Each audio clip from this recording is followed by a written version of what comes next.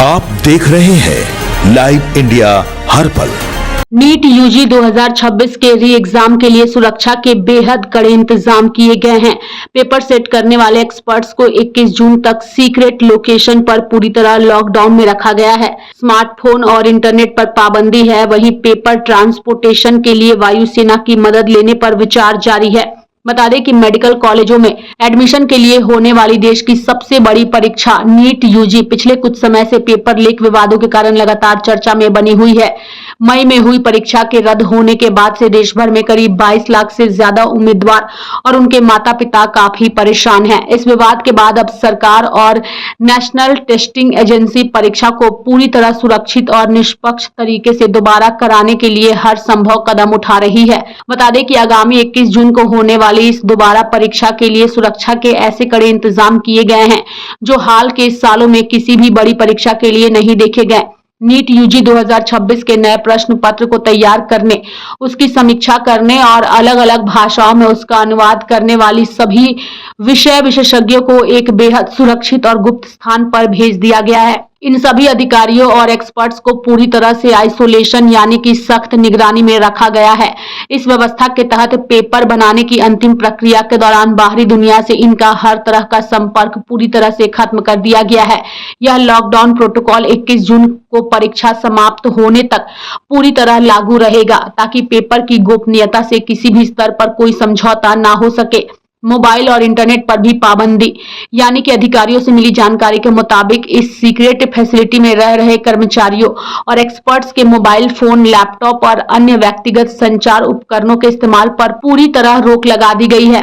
जो सुरक्षा के नियम बनाए गए हैं उसके मुताबिक अधिकारियों को इंटरनेट और संपर्क पर नियंत्रण रखा गया है, यानी कि इंटरनेट तक पहुंच और बाहरी संपर्कों को पूरी तरह नियंत्रित किया गया है।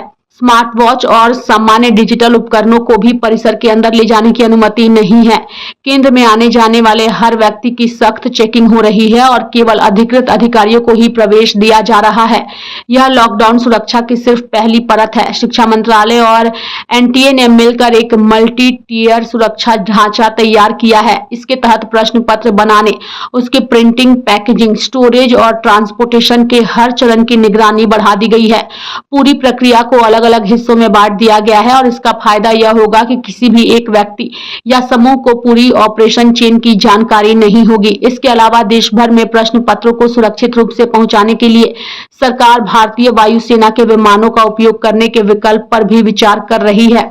डिजिटल प्लेटफॉर्म पर भी कड़ी निगरानी रखी जा रही है। अधिकारी सोशल मीडिया, मैसेजिंग एप्स और ऑनलाइन मंचों पर 24 घंटे नजर बनाए हुए हैं। इसका मकसद फर्जी प्रश्न पत्रों, भ्रामक सूचनाओं और किसी भी संदिग्ध गतिविधि की पहचान कर समय रहते कार्रवाई करना है।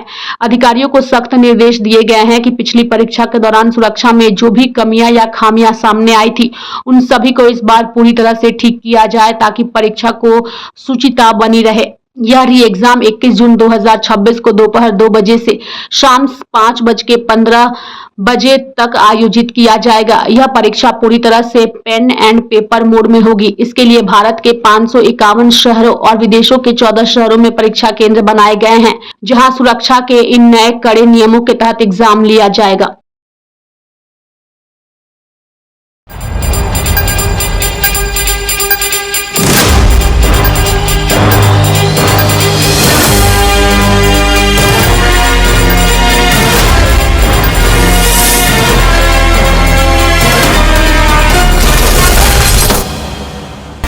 आप देख रहे हैं लाइव इंडिया हर पल।